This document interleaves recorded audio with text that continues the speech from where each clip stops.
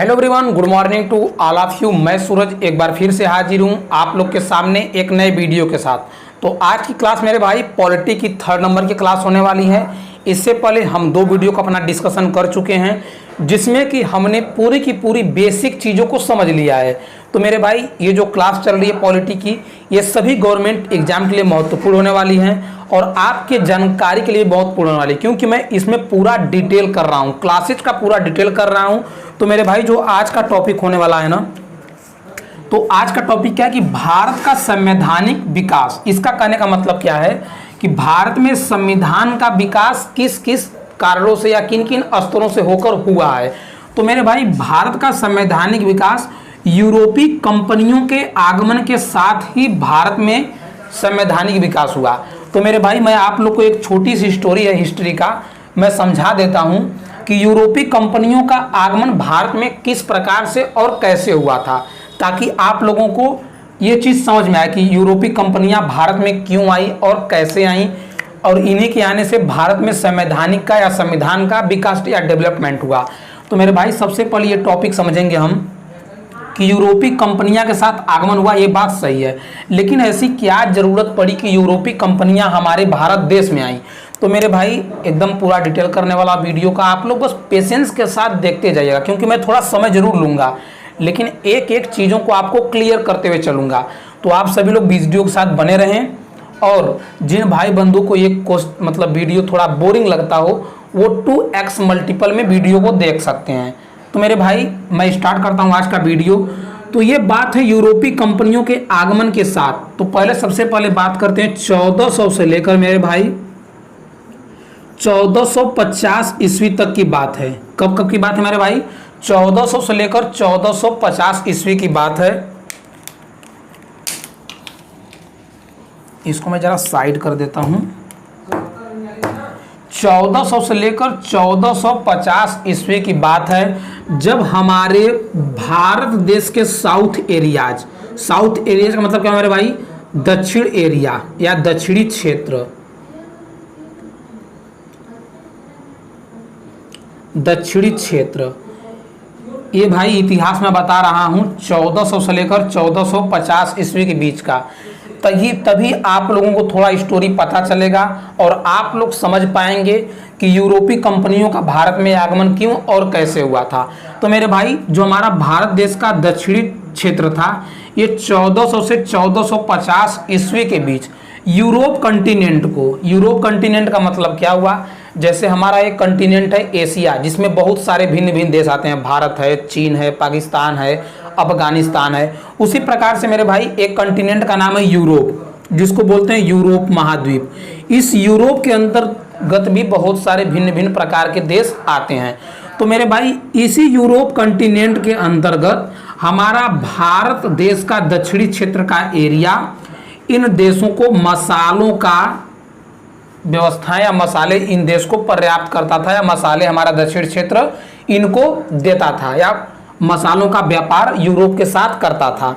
तो मेरे भाई मसाले हमारे दक्षिणी क्षेत्र में बहुत ज़्यादा मात्रा में पाए जाते थे, और यही मसाले दक्षिणी क्षेत्र से होते हुए यूरोप कंटिनेंट में पहुंचते थे। यूरोप कंटिनेंट में मसालों की सबसे अत्यधिक आवश्यकता क्यों होती थी, इस बात को आप लोग समझ लीजिए, क्योंकि जो हमारे यूरोप कंटिनेंट के जो विदेशी क्षेत्र हैं ये काफ़ी ज़्यादा मात्रा में मीट और मांस मछली खाते हैं। इन चीज़ों को बनाने के लिए मेरे भाई अत्यधिक मसालों की आवश्यकता पड़ती थी, इसलिए ये मसाले भारत के दक्षिणी क्षेत्र से होकर यूरोप कंटिनेंट में पहुंचते थे। तो मेरे भाई ये प्रोसेस चल रहा था 1400 से लेकर 1450 ईस्वी के बीच, ये प्रोसेस चल रहा था। और आप लोग थोड़ा पेशेंस के साथ देखिए, क्योंकि आज की वीडियो थोड़ा लॉन्ग होने वाली है, क्योंकि इसमें पूरा हिस्ट्री समझाने वाला हूं, ताकि आपको चीज़ें समझ में आए कि यूरोपीय कंपनियां भारत में क्यों और कैसे आना स्टार्ट की हैं। तो मेरे भाई तो दक्षिणी क्षेत्र से मसाला यूरोप कंटिनेंट में आराम से पहुंचता था। तो जैसे पहुंचता था, इनके बीच में अन्य बहुत सारे देश थे जिनको कि ये पता चला कि भारत कुछ मसालों को या कुछ चीज़ों को यहाँ से लेते लेते हमारे क्षेत्र से होते हुए पहुँचता यूरोप कंटिनेंट के पास। तो कुछ दिनों के बाद इन जब देशों को थोड़ा दिमाग उमाग खुला, तो ये मेरे भाई क्या किए कि भारत वाले एरियाज से और यूरोप वाले एरियाज से दोनों लोग से कुछ टैक्स लेने लगे। क्या लेने लगे मेरे भाई? टैक्स लेने लगे। तो टैक्स लेने लगे तो इसमें घाटा किसका होगा मेरे भाई? यूरोप का होगा। यूरोप का घाटा क्यों होगा? क्योंकि अगर दक्षिणी भारत के लोगों को यहाँ पर टैक्स देना है तो दक्षिणी भारत वाले अपनी चीज़ों को अधिक मूल्य पर बेचेंगे ताकि इनसे अधिक पैसा ग्रहण करें और फिर पैसा लेकर इनको दे। तो इसमें भारत का कोई घाटा नहीं था, घाटा हो रहा था यूरोपीय लोगों का। यूरोपीय लोगों को घाटा क्यों हो रहा था मेरे भाई? क्योंकि इनको अब पहले के मुकाबला कुछ ना कुछ ज़्यादा पैसा देना पड़ रहा था, जिसकी वजह से ये जो छोटे छोटे देश थे, यहाँ पर इटली था और अन्य देश थे, ये देश भारत से भी टैक्स लेते थे, यूरोप से भी टैक्स लेते थे। इसका मतलब क्या हुआ कि जो मसाले पहले 1 रुपये में आते थे वो मसाले को अब यूरोप प्राप्त करने के लिए 2 रुपया पे कर रहा था। तो यूरोप जब ये राशि पे करने लगा तब इसके दिमाग में बात आई कि क्यों ना कुछ हम ऐसा व्यवस्था करें जिसके द्वारा हम मसाले इस क्षेत्र से ना लेकर किसी अन्य क्षेत्र से जाए ताकि हमें ये टैक्स ना देना पड़े। इस चीज़ को मेरे भाई समझिएगा, आराम से चीज़ें समझ में आ जाएंगी। तो इस टैक्स से बचने के लिए यूरोप ने अपना एक संगठन बनाया जिसमें भिन्न भिन्न देशों के लोगों ने भाग लिया। क्या किया मेरे भाई? भाग लिया। जैसे एशिया का देश, एशिया जो हमारा महाद्वीप है, इसके अंदर कोई भी मीटिंग होती है तो एशिया के जो देश हमारे हैं वहाँ के कुछ कुछ लोग आके मिलते हैं। तो उसी प्रकार से मेरे भाई यूरोप कंटिनेंट के जो भिन्न भिन्न देश थे उन देशों ने अपना एक मीटिंग बनाया, संगठन बनाया। उस संगठन या मीटिंग में हर देश के लोग इकट्ठा हुए। तो वहाँ पर यूरोप के जो मेन मुखिया थे उन्होंने एक फैसला किया कि अब हमें अपने पैसे को बचाने के लिए इस रास्ते से ना होकर कुछ अन्य रास्ता या अपनाना पड़ेगा जिससे कि हमारे पैसे की बचत हो और मसाले भी हमें मिल सकें। तो मेरे भाई यूरोप के जो विद्वान लोग थे, ये विद्वान पढ़े लिखे लोगों ने एक जहाज बनाई। क्या बनाई मेरे भाई? जहाज बनाई। तो इस जहाज के माध्यम से समझिएगा चीज़ों को, यूरोप कंटिनेंट के अंतर्गत भारत, पुर्तगाल था, स्पेन था, ब्रिटिश थे, बहुत सारे भिन्न भिन्न देशों के विद्वानों ने मिलकर एक जहाज बनाई। जब जहाज बनाई तो मेरे भाई ये जो रास्ता था ना कि यूरोप से इटली होकर जो भारत आते थे, ये स्थलीय एरिया था। स्थलीय का मतलब क्या? जमीनी एरिया, जिसके ऊपर हम पैदल पैदल चल के पहुंचते थे। लेकिन जहाज बनाए तो ये जहाज था पानी वाला जहाज। क्या था मेरे भाई? पानी वाला जहाज था। और इस पानी वाले जहाज से यूरोप कंटिनेंट देश के पुर्तगाल, क्या नाम है मेरे भाई? पुर्तगाल, पुर्तगाल देश के वास्को डिगामा, वास्को डिगामा जो थे मेरे भाई, ये वास्को डिगामा पुर्तगाल देश के रहने वाले थे और इन्होंने जहाज में बैठकर यूरोप कंटिनेंट से समुद्री मार्गों से होते हुए भारत के दक्षिणी एरिया में पहुंचे थे। ये बात को आप समझेगा बहुत बेहतरीन तरीके से मेरे भाई। मैं इसको जरा रिमूव करके थोड़ा फिगर बेहतरीन बनाता हूं ताकि आपको चीज़ें समझ में आए। आपको पहले का सब स्टेटस पता चलेगा भाई कैसे चीज़ें क्या हुई थी। तो मेरे भाई पूरा यूरोप के लोगों ने मिलकर एक जहाज बनाया। क्या बनाया मेरे भाई? जहाज बनाया। इस जहाज पर यूरोप कंटिनेंट देश के पुर्तगाल के एक व्यक्ति थे, उनका नाम था वास्को डिगामा। क्या नाम था मेरे भाई? Vasco da Gama. देखिए आप सभी लोगों को इसमें कुछ बोरिंग हो रही हो तो देखिए घबराइए मत, क्योंकि मेरे को ये बताने के लिए ये स्टोरी क्रिएट करेंगे तभी चीज़ें आपको समझ में आएंगी। और ना मैं छपवाने को तो डायरेक्ट छपा दूँ कि यूरोपीय कंपनियों का आगमन, सबसे पहले पुर्तगाल आया, फिर डच आया, फिर इंडिया आई, फिर ऐसे ईस्ट इंडिया चलती गई, तो मज़ा नहीं आएगा। चीज़ें समझ में आए कि क्यों और कैसे कब हुई थी, तो पढ़ने में इंटरेस्ट बनता है। तो इसी इंटरेस्ट और आपकी जानकारी को गेन करने के लिए, बढ़ाने के लिए मैं चीज़ों को बेसिक से कर रहा हूँ मेरे भाई। तो कोई भाई घबराएगा नहीं यार इसमें कि चीज़ें का भी बोरियत चले, ऐसे सब कोई नहीं सोचेगा। तो मेरे भाई यूरोप कंटिनेंट देश के पुर्तगाल ने एक जहाज बनाया, मीन्स पूरे यूरोप ने मिलकर जहाज बनाया था, पूरे यूरोप ने मिलकर जहाज बनाया था। लेकिन इस जहाज से फैसला पुर्तगाल के वास्को डिगामा ने लिया कि मैं चला जाऊंगा, मेरे को जाने में कोई भी दिक्कत नहीं है। तो मेरे भाई यूरोप कंटिनेंट से होते हुए वास्को डिगामा इन समुद्री मार्गों के तहत होते हुए भारत देश के केरल राज्य, मेरे भाई क्या बोलते हैं, केरल राज्य के कालीकट घाट पर पहुंचे थे। कहाँ पहुंचे थे मेरे भाई? कालीकट। ये देखिए एग्जाम में क्वेश्चन पूछता है कि वास्को डी गामा कहाँ के रहने वाले थे, तो पुर्तगाल के रहने वाले थे, पहला क्वेश्चन। वास्को डी गामा किस कंटिनेंट के थे, तो यूरोप कंटिनेंट के थे। वास्को डी गामा यूरोप से भारत समुद्री मार्गों के द्वारा आए थे। किसके द्वारा आए थे मेरे भाई, समुद्री मार्ग। तो इस बात को आप समझिएगा कि समुद्री मार्ग के through Vasco D gamma Europe से या पुर्तगाल से भारत आए थे। अच्छा, भारत में कहाँ आए, तो भारत में केरल राज्य पर कालीकट घाट पर आए थे। और इस टाइम केरल राज्य के कालीकट घाट के जो महाराजा थे उनका नाम था जेमोरिन। क्या नाम था मेरे भाई, जेमोरिन। तो इसी जेमोरिन ने वास्को डी गामा का आने पर कालीकट घाट पर स्वागत किया था। और यह वास्को डी गामा भारत के कालीकट घाट पर कब आए थे, तो 1498 ईस्वी में। कब आए थे मेरे भाई, 1498 ईस्वी में वास्को डी गामा भारत में आए हुए थे। तो इस बात को आप समझ गए होंगे। और वास्को डी गामा भारत क्यों आए थे मेरे भाई, क्योंकि यूरोप कंटिनेंट को मसालों की आवश्यकता थी। मसाले यहाँ पर पर्याप्त न होने के कारण यूरोपी देश के लोगों ने, यूरोपी कंटिनेंट के लोगों ने एक अपना संगठन बनाया कि भैया कोई वहां पर जाए और मसाला लेकर आए। तो पुर्तगाल ने फैसला किया कि चलिए हम भेजते हैं। तो पुर्तगाल ने एक आदमी वास्को डी गामा को अपने यूरोप कंटिनेंट से भेज दिया भारत। जब भारत में 1498 में वास्को डी गामा समुद्री मार्ग के द्वारा होते हुए केरल राज्य में पहुंचे कालीकट घाट पर, तो वहां के राजा जेमोरिन ने उनका स्वागत किया था। और यहीं से मेरे भाई यूरोपीय कंपनियों का आगमन स्टार्ट हो गया था। सबसे पहले 1498 में वास्को डी गामा आए थे, पुर्तगाल के रहने वाले। उसके बाद भिन्न भिन्न प्रकार की कंपनियां चली आने लगी। तो मैं ये स्टोरी आप लोग को बता दिया। यहाँ से कोई क्वेश्चन आ भी सकता, नहीं भी आ सकता, लेकिन आपकी जानकारी के लिए ये चीज़ें जरूरी थी। अब मेरे भाई आपको समझाता हूँ यूरोपीय कंपनियों के आगमन का क्रम। तो आप लोग ये समझ गए होंगे कि यूरोपीय कंपनियों का भारत में क्यों आना पड़ा।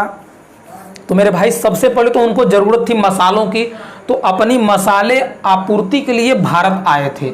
लेकिन जब आने के बाद बहुत सारे पैसा कमाए, बहुत सारे पैसा कमाकर वास्को डी गामा जब अपने देश पुर्तगाल लौटे, तो बाकी के पड़ोसी देशों ने देखा कि वास्को डी गामा भारत गया और बहुत ज़्यादा पैसा कमा के आया। तो उसके बाद सभी भिन्न भिन्न देशों ने भी मेरे भाई क्या किया कि भारत में आना स्टार्ट कर दिया। तो इसीलिए इसका नाम पड़ गया यूरोपीय कंपनियों का आगमन। और यूरोपीय क्या है मेरे भाई, यूरोपीय एक कंटिनेंट है जिसमें कि भिन्न भिन्न प्रकार के देश हैं। और यही देश जब भारत में आने लगे तो अपनी कंपनी के साथ आते थे, यहीं से इसका नाम पड़ गया यूरोपीय कंपनियों के साथ आगमन के साथ या संवैधानिक विकास। तो इस बात को आप समझ गए होंगे। मैं इसको रिमूव करके मेरे भाई चीज़ों को आगे लेके चलता हूँ। तो देखिए मेरे भाई इसको मैं रिमूव करता हूँ। अब मैं रिमूव करने के बाद मेरे भाई आता हूं सबसे फर्स्ट नंबर चीज पर, क्या कि यूरोपीय कंपनियों के साथ आगमन, क्या संवैधानिक विकास स्टार्ट हुआ। तो सबसे पहले यूरोपीय कंपनी कौन सी आई थी मेरे भाई, पुर्तगाल की आई थी। कौन सी आई थी मेरे भाई, पुर्तगाल की। पुर्तगाल की आई थी, कब आई थी, 1498 में। तो इनके तरफ से कौन आया था, तो वास्को डी गामा जी आया था। इस बात को आप सभी लोग जानते हैं।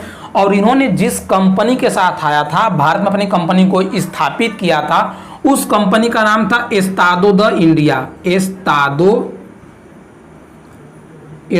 The India.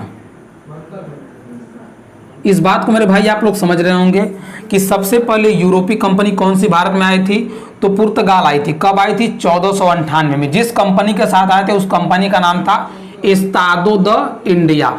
उसके बाद मेरे भाई जब ये पुर्तगाल अपना थोड़ा शासन किया, पैसा कमाया, पैसा वैसा कमा के अपने यूरोप कंटिनेंट जब पहुंच गया, तो यूरोप कंटिनेंट पहुंचते ही पूरे यूरोपीय देशों में हाहाकार मच गई। कैसे मच गई मेरे भाई, कि ये पुर्तगाल के वास्को डी गामा ने कैसे कैसे पैसा कहाँ से लाए। तो उसके बाद ब्रिटिश मेरे भाई, जिसको कि इंग्लैंड लंदन के नाम से जानते हैं, तो सबसे पहले ब्रिटिश लोगों ने एक कंपनी बनाई। एलिजाबेथ वहाँ की रानी महारानी थी। कौन थी, ब्रिटिश की थी।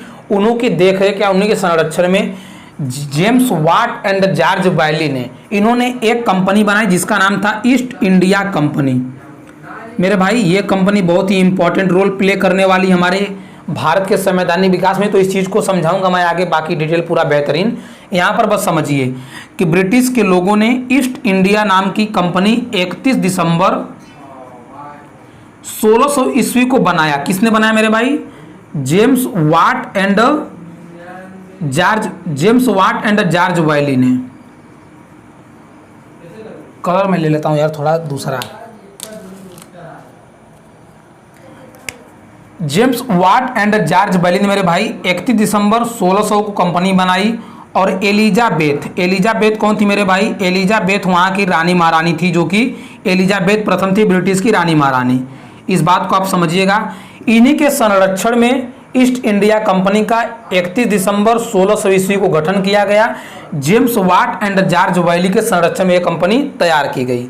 जब ये कंपनी मेरे भाई तैयार कर दी गई इनके द्वारा, तो इनसे पहले आदमी तेज थे डच आदमी थे भाई, डच, जो कि नीदरलैंड के नाम से जानते हैं जिस देश को, नीदरलैंड, इनको डच के नाम से, जैसे कंगारू बोलते हैं ऑस्ट्रेलिया को, तो इसी प्रकार से डच बोलते थे नीदरलैंड वाले को। तो नीदरलैंड देश ने क्या किया मेरे भाई कि 1600 ईस्वी में तो ब्रिटिश ने ईस्ट इंडिया कंपनी बनाई थी, लेकिन इनसे पहले डच वालों ने 1602 ईस्वी में एक कंपनी लाया जिसका नाम रख दिया Dutch East India company. East India company, इस चीज को आप समझिएगा मेरे भाई मैं क्या बोल रहा हूं। ये चीजें मैंने क्यों बताई आपको? सबसे पहले मैं इसलिए बताया कि 1498 में जैसे ही पुर्तगाल व्यापार करके यूरोप कंटिनेंट में पहुंचा, तो इनका देखा देखी ब्रिटिश सरकार ने ईस्ट इंडिया नाम की एक कंपनी 31 दिसंबर 1600 को बनाई। जेम्स वाट और जॉर्ज वायली ने मिलकर एलिजाबेथ प्रथम के संरक्षण काल में। लेकिन ये भारत पहले नहीं आ पाए, इनसे पहले 1602 ईस्वी को Dutch East India company Bharat आ चुकी थी। तो यूरोपीय कंपनियों के आगमन में सबसे पहले पुर्तगाल आया, उसके बाद डच आया, उसके बाद मेरे भाई थर्ड नंबर पर हमारी ईस्ट इंडिया कंपनी आई। ईस्ट इंडिया कंपनी जो कि 1608 ईस्वी में आई थी। और 1608 ईस्वी में आने से पहले विलियम हॉकिंस नाम का एक ब्रिटिश आदमी या ब्रिटिश व्यक्ति था, जो कि मुगल साम्राज्य जहांगीर के दरबार में, मुगल साम्राज्य जहांगीर के दरबार में उनसे परमिशन लेने के लिए आया था। जहांगीर के दरबार में परमिशन लेने के लिए आया था मेरे भाई कि मैं आपके देश में या राज्य में या क्षेत्र में एक कंपनी लेकर आ रहा हूं, क्या मैं आ सकता हूं? तो मुगल साम्राज्य जहांगीर ने इनको अनुमति दी, कि इनको विलियम हॉकिंस को, कि आप जाइए भैया अपनी कंपनी ईस्ट इंडिया को लाइए। तो मेरे भाई ईस्ट इंडिया कंपनी को 1608 से 1609 ईस्वी के बीच भारत में ला दिया गया था। और यहाँ से क्वेश्चन यही बनता है कि ईस्ट इंडिया कंपनी का जो पहला फैक्ट्री स्थापित किया गया था वो किया गया था सूरत में, और एक था मुसलीपट्टम नाम का भी क्षेत्र था। इन दोनों जगहों पर मेरे भाई ईस्ट इंडिया कंपनी का पहला फैक्ट्री स्थापित किया गया था। और यहीं पर यह क्रम नहीं रुका, इनके बाद डेनिश आए, जिनको स्विट्जरलैंड बोलते हैं, वो आए, फ्रांस आए, बहुत सारे भिन्न भिन्न प्रकार के देश आते रहे जाते रहे। लेकिन मेरे भाई जो सब भारत के संवैधानिक विकास में सबसे बड़ा योगदान था इन ब्रिटिशों का सबसे बड़ा योगदान था मेरे भाई। और जब ब्रिटिश भारत देश में आ चुके थे ना, उसके बाद से इन्होंने बहुत चीज़ों पर राज करना स्टार्ट कर दिया था। तो इन्हीं राज्य को हम आगे पढ़ेंगे और इन्हीं ब्रिटिश क्षेत्र के बारे में, ईस्ट इंडिया कंपनी जो ब्रिटिश व्यवस्था थी, इनके बारे में पूरा डिटेल करने वाले हैं। कुछ चीज़ों को पहले आज पढ़ लेते हैं। तो आज का वीडियो कितना हुआ? चलिए, वीडियो क्वालिटी एकदम ज़बरदस्त आ रही है, सारी चीज़ बेहतरीन दिख रही है मेरे भाई। तो आप पहले इन चीज़ों को नोट करना चाहते हो तो नोट कर लीजिए। तब तक मैं अपना मार्कर में इंक में स्याही भर लेता हूँ मेरे भाई। मैं इधर भर लेता हूँ स्याही, तब तक आप नोट कर लीजिए। मैं स्याही भर लेता हूँ, आप लोग नोट कर लीजिए। उसके बाद जो चीज़ें मैं फिर बताता हूँ आगे मेरे भाई। स्याही कहाँ गया? ये वाला।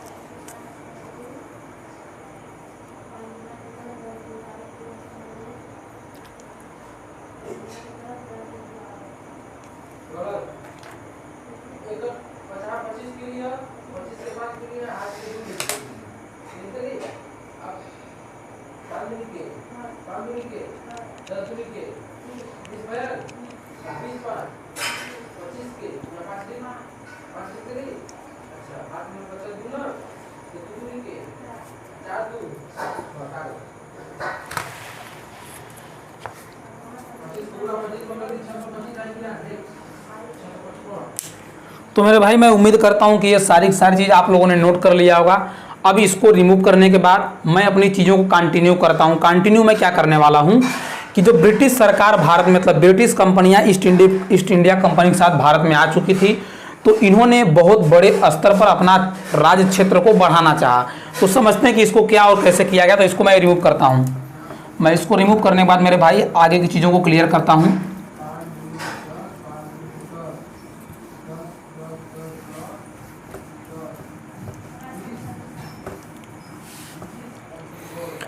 मेरा भाई जो भी चीज़ें मैंने पहले पढ़ाई, इसमें से 2-3 क्वेश्चन आते हैं कि सबसे पहले भारत देश में आने वाली यूरोपीय कंपनी कौन सी थी। तो मेरे भाई वो थी एस्टाडो द इंडिया कंपनी थी, जो कि पुर्तगाल देश की थी। 1498 ईस्वी में भारत में आई थी।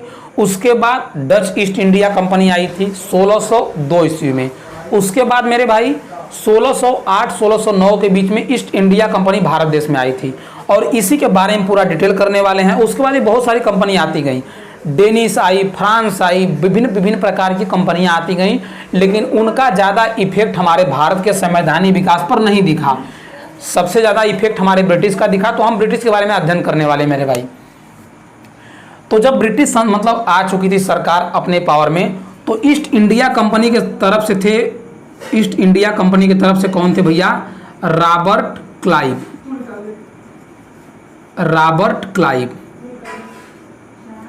रॉबर्ट क्लाइव या ईस्ट इंडिया कंपनी की तरफ से अध्यक्ष थे या ईस्ट इंडिया कंपनी के मालिक थे। तो इन्होंने ईस्ट इंडिया कंपनी के साथ भारत में आ गए थे। कब आई थी? 1608-1609। वो बात के बाद में बात छोड़ते हैं। उसके बाद मेरे भाई एक कांड हुआ, मार कर लेता हूँ काला वाला। कांड क्या हुआ मेरे भाई? 23 जून 1757 ईस्वी को मेरे भाई एक कांड हुआ, जिसको कि नाम जानते हैं प्लासी का युद्ध। जानते हैं मेरे भाई कि प्लासी का युद्ध हुआ। ये किनके बीच हुआ मेरे भाई? तो प्लासी का युद्ध बंगाल के नवाब सिराजुद्दौला, लिख देता हूं, सिराजुद्दौला और ईस्ट इंडिया कंपनी की तरफ से रॉबर्ट क्लाइव के बीच लड़ा गया।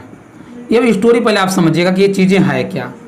सबसे पहला बात ये भाई आता है कि प्लासी का युद्ध, इसका नाम प्लासी क्यों पड़ा? प्लासी है कहाँ? तो मेरे भाई इस टाइम का जो नवनिर्मित हमारा राज्य है वेस्ट बंगाल, इसी वेस्ट बंगाल शहर में एक पलासी नाम का जगह था। क्या नाम मेरे? पलासी नाम का जगह था। और इसका नाम पलासी क्यों पड़ा था? क्योंकि इस गांव में पलास के पौधे अत्यधिक मात्रा में उत्पन्न होते थे, जिसके कारण से इस जगह का नाम पलासी रख दिया गया था। और यहाँ पर युद्ध हुआ, जिसके कारण कि इसका नाम पलासी का युद्ध इसका पड़ गया था। ये कब हुआ था? 23 जून 1757 ईस्वी को हुआ था। किनके बीच मेरे भाई? सिराजुद्दौला और रॉबर्ट क्लाइव। सिराजुद्दौला जो थे बंगाल के नवाब थे, और Robert Clive east India company के अध्यक्ष था, उसके होस्टर थे। तो इनके बीच ये युद्ध लड़ा गया। लेकिन सिराजुद्दौला के रिलेटिव थे मीर जाफर, जिनकी गद्दारी की वजह से रॉबर्ट क्लाइव को इसमें जीत मिली एंड सिराजुद्दौला को हार मिली। और ये हार होते ही ब्रिटिश सरकार जो थी, या ब्रिटिश पावर थी, या ब्रिटिश ईस्ट इंडिया कंपनी थी, इसका अत्यधिक प्रभाव भारत में देखने को मिला, जिसके तहत रॉबर्ट क्लाइव का क्षेत्र पर कब्जा हो गया। कहाँ पर मेरे भाई? बंगाल के क्षेत्र पर कब्जा हो गया। इनको हराने के बाद रॉबर्ट क्लाइव का कब्जा हो गया था बंगाल के क्षेत्र पर, जिसके कारण कि भारत में अफरा तफरी मच गई थी। और इसी युद्ध के बाद मेरे भाई 22 अक्टूबर 1764 को मेरे भाई एक युद्ध हुआ, जिसका का नाम था बक्सर का युद्ध। जिस युद्ध का नाम क्या था मेरे भाई? बक्सर का युद्ध। ये युद्ध लड़ा गया 22 अक्टूबर 1764 के बीच। उस युद्ध का नाम था बक्सर का युद्ध। बक्सर मेरे भाई जो कि बिहार राज्य के एक छोटा सा शहर है, वहीं पर लड़ा गया था। ये युद्ध किनके बीच लड़ा गया मेरे भाई? तो ईस्ट इंडिया कंपनी की तरफ से इस बार होस्ट कर रहे थे मुनरो, हेक्टर मुनरो और संयुक्त सेना के बीच ये लड़ाई लड़ी गई थी। किनके बीच मेरे भाई? संयुक्त सेना के बीच ये लड़ाई लड़ी थी। संयुक्त सेना क्या है मेरे भाई? तो संयुक्त सेना मतलब मुगल साम्राज्य भी था, अवध साम्राज्य था, विभिन्न प्रकार के साम्राज्यों ने मिलकर ईस्ट इंडिया कंपनी से आक्रमण किया या लड़ाई ली, लेकिन इसमें भी ईस्ट इंडिया कंपनी की विजय मीन्स हेक्टर मुनरो ने इसमें भी विजय प्राप्त की, जिसके कारण मेरे भाई प्लासी का युद्ध जीतने के बाद 22 अक्टूबर 1764 बक्सर का युद्ध जीतने के बाद पूरी की पूरी तरीके से ईस्ट इंडिया कंपनी या ब्रिटिश सरकारों या ब्रिटिश सेनाओं का भारत देश पर राज होने का कगार है। क्योंकि मेरे भाई प्लासी को जीते, बंगाल पर इनका अधिकार हो गया, बंगाल पे अधिकार होते ही मेरे भाई इन्होंने बिहार को जीत लिया, और बंगाल, बिहार और उड़ीसा ये तीनों आपस में पहले मिले हुए जगह थे। इन तीनों पर मेरे भाई क्या हुआ? पूरी तरीके से ईस्ट इंडिया कंपनी का शासन हो गया, और ईस्ट इंडिया कंपनी का शासन होने के बाद मेरे भाई इसका एक रिजल्ट 1765 में आया। पूरी की पूरी चीज़ को स्टोरी के माध्यम में समझते जाइएगा, सब चीज़ समझ में आएंगी, क्योंकि मैं काफ़ी डिटेल और आराम से चीज़ें कर रहा हूँ। तो मेरे भाई प्लासी का जीता किसने? ईस्ट इंडिया कंपनी ने, रॉबर्ट क्लाइव की अध्यक्षता में। 22 अक्टूबर 1764 बक्सर के युद्ध की जीता हेक्टर मुनरो की अध्यक्षता में भी ईस्ट इंडिया कंपनी ने भी इस युद्ध को जीत लिया। और इन दोनों युद्ध के जीतने के बाद मेरे भाई 1765 में इलाहाबाद संधि आई। इलाहाबाद संधि, जिसको कि हम क्या जानते हैं? प्रयागराज नाम से जानते हैं आज के समय में इलाहाबाद को। तो 1765 में इलाहाबाद की संधि आई, और यहीं से मेरे भाई द्वैध शासन स्टार्ट हुआ। द्वैध शासन, ये बात आती है कि ये द्वैध शासन होता क्या है? तो मेरे भाई द्वैध शासन का मतलब सीधा मतलब ये होता है कि द्वैध का मतलब समझिए दो चीजों पर शासन करने का अधिकार द्वैध शासन कहलाता है। ये द्वैध शासन का मतलब था क्या कि एक का मतलब ये था मेरे भाई कि एक बंदा कोई राज, मतलब इधर बताते हैं आपको द्वैध का मतलब क्या था। द्वैध शासन का सीधा मतलब ये था मेरे भाई कि एक व्यक्ति व्यापारिक मामलों को देखेगा, मीन्स कमाई कितना आ रही है, कितना जा रहा है, क्या कैसे होगा, इन चीजों को देखेगा। एक बंदा द्वैध शासन में क्या करेगा? राजनीतिक मुद्दों को देखेगा, मीन्स प्रशासनिक मामलों को। इसका मतलब क्या है मेरे भाई कि कौन सी चीजें किस स्तर से कैसे चल रही हैं, तो इन चीजों को देखेगा। तो द्वैध शासन क्या हुआ? और इसी दोनों युद्ध के बाद 1765 में इलाहाबाद की संधि बनी और द्वैध शासन लग गया। द्वैध शासन का मतलब क्या हुआ था मेरे भाई कि अब व्यापारिक मुद्दा कोई और देखेगा और राजनीतिक मुद्दा कोई और देखेगा। तो व्यापारिक मुद्दा मीन्स पैसे का लेन देन से कार्यभार जितना भी संबंध था, ये सब ईस्ट इंडिया कंपनी के लोग देखते थे। और जो ये मीर जाफर था मेरे भाई, सिराजुद्दौला को हराया था गद्दार बन के मीर जाफर, इस मीर जाफर को नाम मात्र का बंगाल का गवर्नर नियुक्त किया गया, जो कि राजनीतिक मुद्दों को संभालता था। बकिया पैसा कौड़ी का मामला सब ईस्ट इंडिया कंपनी ही संभालती थी। तो मेरे भाई ये छोटा सा स्टोरी था। यहाँ से 4 से 5 क्वेश्चन आते हैं। पहला क्या? प्लासी का युद्ध कब हुआ था? तो 23 जून 1757 को हुआ था। सिराजुद्दौला और रॉबर्ट क्लाइव के बीच में हुआ था। सिराजुद्दौला इसको हार गए थे, रॉबर्ट क्लाइव जीत गया था मीर जाफर की गद्दारी के वजह से। और मेरे भाई नेक्स्ट क्वेश्चन क्या आता है? वेस्ट बंगाल का में पड़ता है प्लासी, ये सबको पता चल गया। उसके बाद एक युद्ध हुआ 22 अक्टूबर 1764 को, जिसका नाम था बक्सर का युद्ध। ईस्ट इंडिया की तरफ से हेक्टर मुनरो लड़े थे और संयुक्त सेना के बीच ये लड़ाई हुई थी, जिसमें हेक्टर मुनरो को विजय प्राप्त हुई थी। संयुक्त सेना कौन कौन थे मेरे भाई? मुगल साम्राज्य के लोग, अवध के लोग, ये सभी लोग मिलकर विभिन्न प्रकार की सेनाओं मिलकर इसके खिलाफ पड़ रहे थे, लेकिन इसमें भी हेक्टर मुनरो का ही विजय हुआ था, मीन्स ईस्ट इंडिया कंपनी का विजय हुआ था। इन दोनों युद्धों का परिणाम ये निकला कि सन 1765 में इलाहाबाद की संधि हुई और द्वैध शासन स्टार्ट हुआ। द्वैध शासन क्या मेरे भाई? द्वैध शासन का मतलब यह है कि एक बंदा कोई व्यापारिक मामलों को देखेगा, दूसरा बंदा राजनीतिक मामलों को देखेगा। तो व्यापारिक मामले जितने भी थे ईस्ट इंडिया अपने हाथ में ले रखी थी, और जितने भी राजनीतिक मामले थे वो मीर जाफर को सौंपा गया था। मीर जाफर को क्यों सौंपा गया था मेरे भाई? क्योंकि मीर जाफर को नाम मात्र का बंगाल का गवर्नर नियुक्त किया गया था, इससे कोई मतलब नहीं था, नाम मात्र का गवर्नर बनाया गया था, बाकी की सारी चीजें हमारी ईस्ट इंडिया कंपनी के लोग ही देखते थे। तो इस बात को आप लोग समझ गए होंगे मेरे भाई। और इसके बाद जो भारत का संवैधानिक विकास होता है ना, ये टोटल 2 क्षेत्रों में होता है। तो इस चीज को समझ लीजिए, इसको मैं रिमूव कर देता हूं और रिमूव करके मैं 2 क्षेत्र लिखता हूं और 2 क्षेत्रों को आगे मैं चीजें स्टार्ट करूंगा कि चीजें 2 क्षेत्र हैं क्या क्या। तो मैं पहले इसको रिमूव कर दे रहा हूं। इसको रिमूव करने के बाद आपको बता दे रहा हूं 2 क्षेत्र कौन कौन से हैं। तो देखिए मेरे भाई, जो भारत का संवैधानिक विकास था ये टोटल 2 क्षेत्रों में था। 2 क्षेत्र कौन कौन से थे? एक था मेरे भाई ईस्ट इंडिया कंपनी का एरियाज, ईस्ट इंडिया कंपनी का समय। और एक मेरे भाई क्या था? ब्रिटिश सरकार या ब्रिटिश संसद का समय, ब्रिटिश सरकार या ब्रिटिश संसद का समय। इस चीज को समझिएगा मेरे भाई। जैसे अब बंगाल को जीत गया, पलासी को जीत गया जब ईस्ट इंडिया कंपनी, तो ईस्ट इंडिया कंपनी को पूरे भारत पर राज्य करने के लिए नियम कानून की जरूरत होती थी। तो वो नियम कानून ब्रिटिश में बैठा जो ब्रिटिश था वही नियम कानून क्रिएट करता था। ब्रिटिश संसद नियम कानून क्रिएट करती थी और अपने नियम कानून को ईस्ट इंडिया कंपनी के पास भेजती थी।